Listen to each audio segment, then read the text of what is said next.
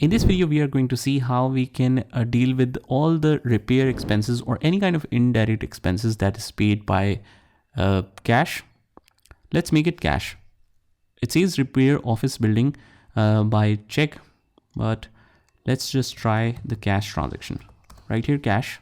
And by the way, the assignment that you have or project you have will be updated with whatever I'm showing right here. So repair expenses paid by cash. Let me just highlight this. What we can do is just go to the journal entry. Before, we have seen how you can deal all the indirect expenses by using the write checks option, but we can also do this from the journal entry as well. So let's try method 2, which is journal entry. Click on the banking section. You get the journal entry option here and click on journal entry. Let's put the date. In fact, let me just make it full screen. The date of transaction is 12th of January, 14th of January. Reference number, we can use any reference number since nothing is mentioned here.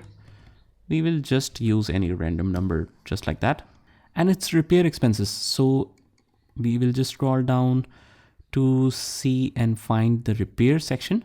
And by the way, guys, if you have a lot of ledgers and you are still finding it difficult to locate the ledger, you can use this find function right here. Right here, repair, click OK.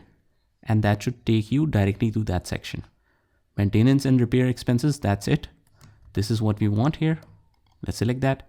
Let's copy the narration, paste it right here. The amount is 55,000. Move to the next line and we are paying by cash.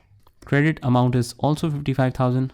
We don't need to check the journal entry board because we are already in the journal entry. So let's save it. And that's how you can deal with indirect expenses that is paid by cash from the journal entry option. Just try this by yourself and I will see you in the next one.